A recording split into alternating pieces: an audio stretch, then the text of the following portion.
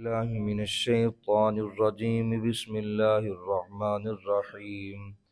وعد الله الذين آمنوا منكم وعملوا الصالحات ليستخلفنهم في الأرض كما استخلف الذين من قبلهم وليمكنن لهم دينهم الذي ارتضى لهم وليبدلنهم من بعد خوفهم أمنا يعبدونني لا يشركون بي شيئا ومن كفر بعد ذلك فأولئك هم الفاسقون. صدق اللہ العظیم. سورہ نور کی آیت نمبر 55 میں نے تلاوت کی ہے. اللہ رب العالمین نے ان آیات کے اندر ارشاد فرمایا وعد اللہ الذین آمنوا منکم وعملوا الصالحات. اللہ جل شانہ وعدہ کرتا ہے ایمان والوں سے کہ جو ایمان لائے اور اعمال کیے صالح اور نیک.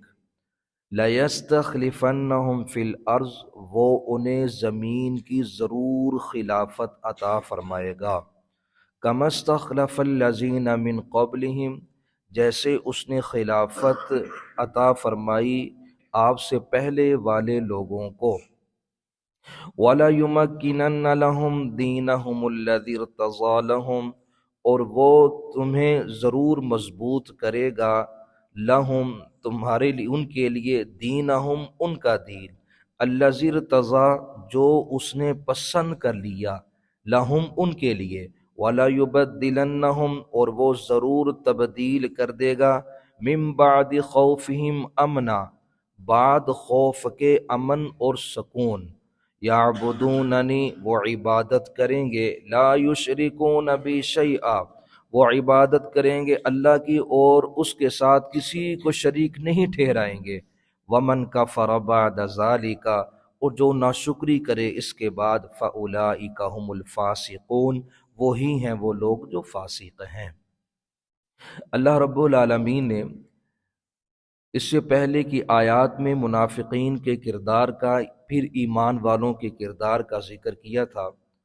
آج کی آیت کے اندر اللہ رب العالمین نے ایمان والوں کو ایک عظیم خوشخبری سے نوازا. وہ خوشخبری کس چیز کی ہے؟ خلافت ارضیہ کی. یہ ایک چھوٹا معاملہ نہیں ہے.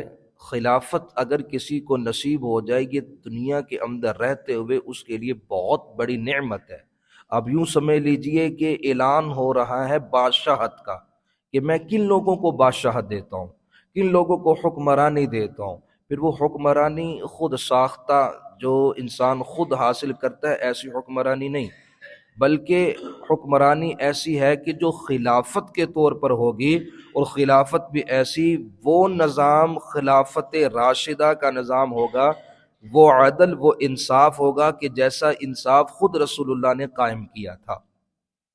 ارشاد ہوتا ہے کہ جو اللہ رب العالمین وعدہ کرتا ہے ان لوگوں کے ساتھ جو ایمان لائے اور جنہوں نے نیک اعمال کیے.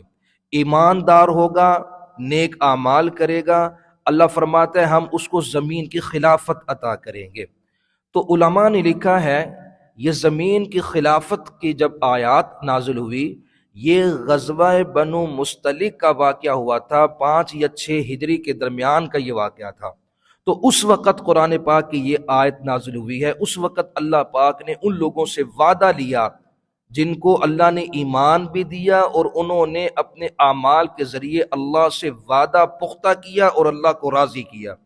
اب اللہ رب العالمین ان ایمان والوں سے کیا معاہدہ کر رہے ہیں، کیا وعدہ لے رہے ہیں؟ فرمایا کہ تم ایمان لاؤ، اچھے کام کرو گے تو میں تمہیں زمین کی خلافت عطا کروں گا. علماء نے لکھا ہے کہ اس کے اول جو مصداق تھے وہ چاروں خلفائے راشدہ تھے. وہ چاروں خلفاء راشدہ تھے کہ جنہوں نے سب سے پہلے ایمان لا کر اپنے اعمال کے ذریعے اللہ کے محبوب پیغمبر کی اتنی اطاعت کی کہ اللہ نے سارے صحابہ میں سے پھر ان 4 کو چن لیا اور پھر ان کو زمین کی خلافت عطا کی. اور پھر وہ خلافت بھی اتنی مضبوط تھی، حضرت سیدنا ابو بکر صدیق رضی اللہ تعالی عنہ کا دور اور حضرت عمر ابن خطاب کا دور، یہ دور ایسے تھے کہ جس وقت اسلام جو تھا وہ عرب سے نکل کر عجم تک پھیل چکا تھا، بہت دور تک اسلام پھیل چکا تھا، اور اس وقت اسلام کی جو بنیادیں تھیں وہ اتنی مستحکم اور مضبوط ہو چکی تھیں کہ اب کسی بھی باہر سے آنے والا کوئی قافلہ یا گروہ اسلام پر دشمن وہ اسلام پر کبھی بھی حملہ نہیں کر سکتا تھا، اتنا مضبوط اسلام ہو چکا تھا۔ اب سیدنا حضرت عمر بن خطاب کے دور کے بعد جب خلیفہ بنے حضرت عثمان غنی رضی اللہ تعالی عنہ، ان کے 6 سال جو ابتدائی سال تھے وہ بڑے مستحکم تھے، وہ بڑے مضبوط تھے۔ پھر 6 سالوں کے بعد منافقین اور یہود کی سازشوں کا شکار ہوتے ہوئے یہ خلافت کے اندر ایک قصر خلافت میں اس قدر دراڑیں پڑی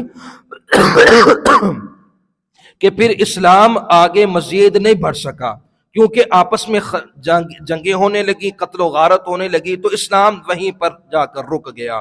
لیکن 6 سال کے اندر جو کارہائے نمایاں انجام دیے اس کی بھی ایک عظیم مثالیں تاریخ کے اندر ملتی ہیں۔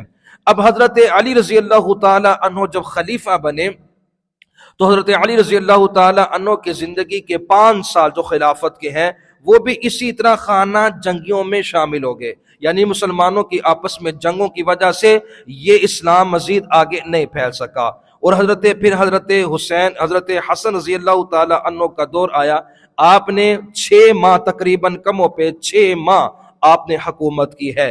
پھر یہاں تک جو دور تھا یہ خلافت کا تھا، حضرت ابو بکر صدیق سے لے کر حضرت حسن رضی اللہ تعالی عنہ کے 6 ماہ تک، یہ حقیقت میں یہ جو دور تھا یہ خلافت کا دور تھا۔ جناب نبی کریم صلی اللہ علیہ وسلم نے ارشاد فرمایا الخلافت بعدی 30 سنہ، پھر فرمایا کہ خلافت میرے بعد 30 سال تک زندہ رہے گی، 30 سال تک۔ اور 30 سال حضرت ابو بکر صدیق سے لے کر حضرت حسن کے جو 6 ماہ ہیں یہاں تک خلافت کے سال ہیں، اور حضور نے ان 30 سالوں کو اپنے سال کہا ہے کہ یہ اصل میں حضور کے سال تھے۔ تو یہ 30 سال جو ہوئے، ابو بکر صدیق کا دور ہو، حضرت عمر کی خلافت ہو، حضرت عثمان کی خلافت ہو، حضرت علی کی خلافت ہو اور حضرت حسن کی خلافت ہو، اصل میں یہ ساری حکومتیں حضور کی تربیت یافتہ حکومتیں تھیں۔ اب خلافت کا دروازہ بند ہو گیا کیونکہ 30 سال کیا ہو گئے مکمل، حضور کے پیشین گوئی کے مطابق 30 سال جب مکمل ہوئے، یہاں تک مسلمانوں کا عروج تھا، حضرت حسن کے دور تک مسلمانوں کا عروج رہا خلافت کے مطابق۔ اب یوں سمجھیے خلافت ہوتی کیا ہے؟ خلافت اصل میں یہ وہ مسلح ہے، یہ وہ منصب ہے، یہ وہ عہدہ ہے جو خود رسول اللہ نے اپنے ہاتھوں سے دے دیا، اور اس کے ترتیب کے مطابق اب خلیفہ جو بھی بنے گا اس کو ہو بہو وہی کام کرنا پڑے گا جو کام اس کے بڑے کر کے آئے ہیں، جس کی خلافت پر جن کی شاگردی میں وہ بیٹھا ہے۔ اب اپنے سرپرستوں کا جو کام ہے وہ اس کام کو آگے بڑھائے گا، اس میں ذرا بھی رد و بدل نہیں کر سکتا۔ یہ وقت خلافت کا رہا کہا تھا حضرت حسن رضی اللہ تعالی عنہ کے دور خلافت۔ اب 6 ماہ کے بعد اب خلافت کے دروازے ہوئے بند۔ اب جب حکومت حضرت امیر معاویہ کے پاس گئی ہے اب یہ خلافت نہیں تھی، یاد رکھیں یہ خلافت کا دور نہیں تھا، خلافت ختم ہو گئی تھی، اب آ گیا ہے ملوکیت کا دور، ملوکیت عادلہ۔ یعنی اب یہاں پر یہ تھا کہ لوگ اپنے مشورے سے خود حکومت بنائیں گے، لوگ اپنے مشورے سے خود حکومت بنائیں گے۔ کسی نے اعتماد کر دیا امیر معاویہ پر، کسی نے اعتماد کسی صحابی پر، کسی کے اعتماد کسی صحابی پر، لیکن حضرت امیر معاویہ کی جو حکومت مستحکم ہوئی ہے اس کی سب سے بڑی وجہ یہ تھی کہ حضرت امیر معاویہ 20 سال تک خلافت راشدہ کے دور میں شام کے گورنر رہے تھے۔ آپ یوں سمجھ لیجئے کہ اس وقت بھی آپ کی جو نوکری تھی وہ سرکاری نوکری تھی، لیکن جب وہ دور ختم ہو گیا کیونکہ آپ کا قدم پہلے ہی موجود تھا خلافت کے اندر، آپ پہلے خلافت کے اندر شام کے گورنر تھے، تو آپ خلافت کے مکمل 30 سال کے دور کے بعد پھر 20 سال آپ نے جو ہے وہ ملوکیت کا دور سنبھالا ہے، یعنی آپ پھر کیا بنے ہیں وہاں پر امیر المؤمنین بنے ہیں۔ کیوں؟ اس لیے 20 سال آپ نے صحابہ کے ساتھ گزارے تھے، ابو بکر صدیق کے ساتھ گزارے تھے، حضرت عمر کے ساتھ گزارے تھے، عثمان غنی کے ساتھ گزارے تھے، اور اسی طرح حضرت علی کے ساتھ گزارے تھے۔ اگرچہ حضرت علی رضی اللہ تعالیٰ عنہ خلیفہ تھے کوفہ کے اندر، لیکن اس وقت گورنر، کیونکہ عہدے گورنر کا الگ ہے، امیر المؤمنین کا الگ ہے، اس وقت حضرت علی رضی اللہ تعالیٰ عنہ امیر المؤمنین تھے، لیکن آپ نے گورنر شام کا حضرت امیر معاویہ کو ہی بنایا ہوا تھا، کیونکہ وہ جانتے تھے کہ مجھ سے پہلے عثمان کے دور میں بھی یہی تھا، کیونکہ یہ پرانا بندہ ہے، یہ تجربہ کار ہے، اس لیے ان کو آپ نے وہیں پر گورنر رکھا۔ حضرت حسن کے بعد جب خلافت کا دور ختم ہوا، اب ملوکیت عادلہ کا وقت آیا، تو اس وقت حضرت امیر معاویہ نے اپنے قدم اور زیادہ مضبوط کر لیے۔ کیونکہ اب ان کے بعد امیر معاویہ کا دور تھا، معاویہ سے بڑھ کر سیاست کو سمجھنے والا اور کوئی نہیں تھا۔ اہل بیت جو تھے وہ قربانی، تقوی اور پرہیزگاری میں سب سے اعلیٰ تھے، کیونکہ ایک بندہ کی جو بھاگ دوڑ ہوتی ہے وہ مصلی تک ہوتی ہے، ایک بندے کی باغ دوڑ ہوتی ہے مسجد تک ہوتی ہے، اور ایک بندہ سیاست کو سمجھ رہا ہوتا ہے، اس کو سیاستوں کا پتہ ہوتا ہے، اس کو تدبیروں کا پتہ ہوتا ہے، کس کو کہاں سے پکڑنا ہے، کس کو کیا بات کرنی ہے، اس کے ذہن میں کیا ہے۔ یہ باہر کے جو معاملات ہوتے ہیں یہ اس کا فن الگ ہے۔ اگرچہ اہل بیت جو تھے حضرت علی رضی اللہ تعالی عنہ، ایک ان کا عہدہ اور منصب کیا تھا، تقوی اور پرہیزگاری میں سب سے اعلیٰ ہے، وہ امیر معاویہ رضی اللہ تعالی عنہ سے بھی اعلیٰ ہے۔ کیوں؟ اس لیے کہ ان کو جو تقوی اور پرہیزگاری ملی تھی وہ براہ راست حضور سے ملی تھی، وہ حضور کے خاندان سے ملی تھی، وہ خون اور تھا۔ امیر معاویہ رضی اللہ تعالیٰ عنہ کا خون اور ہے، یہ خون جو رگے میں دوڑنے والا ہے شیر خدا کا یہ اور ہے۔ اس لیے ان کی جو حکومت تھی، ان کی دور حکومت میں ان کا جو کردار تھا وہ صوفیانہ کردار زیادہ تھا، یعنی تقوی اور پرہیزگاری پر ان کا زیادہ زور تھا۔ اس لیے اس دور کے اندر خانہ جنگیاں آپس میں لگ گئیں، خانہ یہود منافقین آپس میں آ کر انہوں نے ایسے جنگیں کی کہ صحابہ کے خون بہے، جنگ صفین ہوئی، حضرت امیر معاویہ ایک طرف، حضرت علی رضی اللہ تعالی عنہ ایک طرف، اب دونوں آپس میں دستوں گریبان ہوئے ہیں، اب دونوں کی تلواریں چڑھی ہوئی ہیں ایک دوسرے کے خلاف، وہاں بھی صحابہ شہید ہو رہے ہیں، یہاں بھی صحابہ شہید ہو رہے ہیں، قتل کرنے والے بھی صحابہ اور قتل ہونے والے بھی صحابہ۔ یہ آپس کی جنگوں کی وجہ سے خلافت ساری کی ساری کیا ہو گئی؟ ختم ہو گئی۔ آپس میں یہ لڑائیاں، گھروں کی لڑائیاں کیا ہوتی ہیں؟ گھروں کو تباہ کر دیتی ہیں۔ پھر مسلمانوں کی توقیر اور عزت آگے اب نیچے ہونا شروع ہو گئی۔ حضرت امیر معاویہ کا دور 20 سال کا دور گزرا، جب کتنے 64,65,000 مربع میل پر 64,65,000 مربع میل پر اسلام پھیل چکا تھا۔ آپ کی ملوکیت کا دور ہونے کے باوجود اب جب امیر معاویہ انتقال کر گئے، فوت کر کے، اس کے بعد پھر مسلمانوں کو جو رگڑا لگا وہ پھر ایسا رگڑا لگا۔ کیوں؟ اس لیے کہ اب مسلمانوں نے آمنوا وعملوا الصالحات میں کمزوری کی تھی، اب ایمان والوں نے ایمان میں کمزوری کی تھی اور عمل صالحات اختیار کرنا چھوڑ دیے تھے۔ لیکن پھر حضرت عمر بن عبدالعزیز کا دور آیا، حضرت عمر بن عبدالعزیز نے پھر اس امت کو سنبھالا، اور پھر آپ کی جو حکومت تھی، علماء نے آپ کی جو حکومت کو بھی خلافت راشدہ میں شامل کیا ہے، کیونکہ خلافت راشدہ میں اس لیے شامل کیا کہ آپ نے ہو بہو وہ کام کیے جو حضرت عمر بن خطاب نے کیے تھے،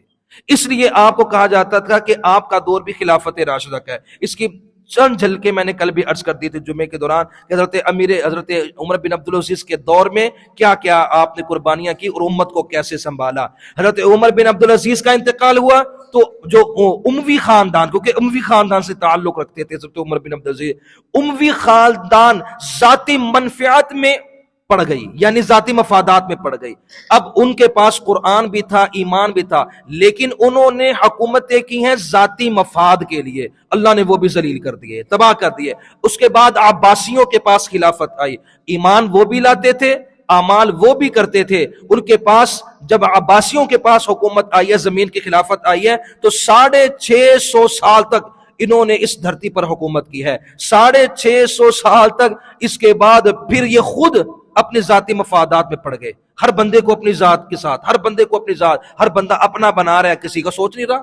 قرآن بھی تھا ان کے پاس، اعمال بھی تھے، سب کچھ تھا، لیکن ذاتی منفعت کی وجہ سے، ذاتی مفادات کی وجہ سے اللہ نے ان کو بھی تباہ کیا، ان کو بھی ذلیل کیا۔ عباسیوں کی 650 سال تک حکومت رہی ہے، اس کے بعد ان کو بھی ذلیل کر دیا گیا۔ حضرت صلاح الدین ایوبی فلسطین میں تھے، انہوں نے وہاں پر سنبھالا، اور بر صغیر میں ناصر الدین التمش رحمہ اللہ تعالی علیہ، انہوں نے بر صغیر کے مسلمانوں کو سنبھالا۔ ان کی حکومت یہاں، صلاح الدین ایوبی کی حکومت فلسطین اور شام کے اندر، اور وہاں پر اب دونوں کا دور اتنا مستحکم دور تھا کہ اس دور کے انسان اور ایمان والے اتنے خالص تھے کہ انہوں نے فلسطین کو ایک مرتبہ پھر وہاں سے چھڑوایا تھا۔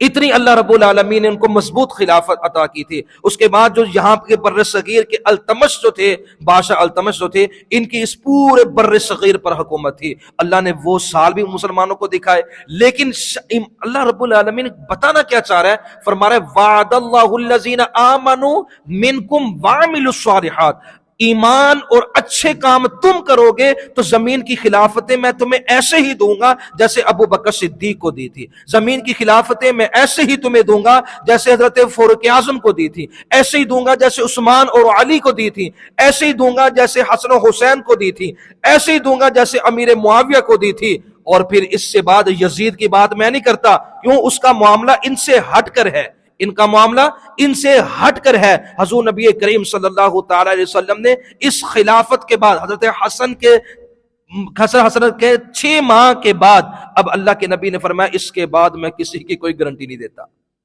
یعنی حضرت حسن تک تو خلافت جو چل رہی ہے اس کی میں گارنٹی، محمد گارنٹی دیتا ہوں کہ میرے یہ سارے صحابی حق پر ہوں گے، لیکن اس کے بعد جو حکومت پر آئے گا اس کی گارنٹی، اس سے میں بری الذمہ ہوں، اس کی میں کسی کی کوئی گارنٹی نہیں لیتا۔ اس کے بعد جو صحابی آئے ہیں حضرت امیر معاویہ، وہ کیونکہ آلریڈی پہلے ہی حکومت کے اندر موجود تھے، انہوں نے اس ٹوٹی ہوئی حکومت مسلمانوں کی امت کو سنبھال لیا۔ تو اللہ رب العالمین کا وعدہ ہے کہ تم ایمان بھی لاؤ، اچھے کام کرو گے، زمین پر اللہ کی دھرتی پر اللہ کے نظام کے اگر پابند رہو گے، اگر تم اپنے اخلاق درست رکھو گے، اگر آپ اپنے معاشرے کو درست رکھو گے، اگر آپ اپنے جو ہے وہ نفس کو خوش رکھو گے، نفس کو کی تربیت اور اصلاح کے ساتھ تم اپنے آپ کو لے کر آؤ گے اس معاشرے کے اندر، تو پھر اللہ رب العالمین تمہارے ہاتھوں زمین کو مسخر کر دے گا، اور پھر تمہیں کافر بھی کوئی سینہ تان کر رسول اللہ کی حرمت بے حرمتی کرتا نظر نہیں آئے گا۔ آج سب سے بڑی وجہ ہے کہ مسلمان، آج دنیا میں مسلمانوں کی کمی نہیں ہے، دنیا کے اندر مسلمانوں کی ایک بہت لمبی چوڑی ایک فہرست ہے، صرف مسلمانوں کی نہیں بلکہ مسلمانوں کے 60 کے قریب اسلامی ممالک یہاں پر دنیا کے اندر موجود ہیں، لیکن اس کے باوجود کہیں بھی آپ مجھے بتا دیں زمین کا ایک چپا بھی ایسا نہیں ہے جہاں پر خلافت کا نظام قائم ہوا ہو، نہیں ہے، ایک چپا بھی دھرتی پر ایسا نہیں ہے جہاں رسول اللہ کا پورا دین غالب آیا ہوا ہو، جہاں حضور علیہ الصلوۃ والسلام نے جو احکامات بتائے ہیں وہ نافذ ہوئے، ایسا کہیں نظر نہیں آ رہا۔ اس کی سب سے بڑی وجہ یہ ہے کہ ہم نے ایمان میں کمزوریاں لائیں، ہم نے اعمال صالحہ کو چھوڑ دیا، تو آج یہی وجہ ہے کہ ہم سے زمین کی خلافتیں چھین لی گئی ہیں۔ اللہ رب العالمین، یہ آیت کا ایک حصہ تھا، 3 خوشخبریاں ہیں۔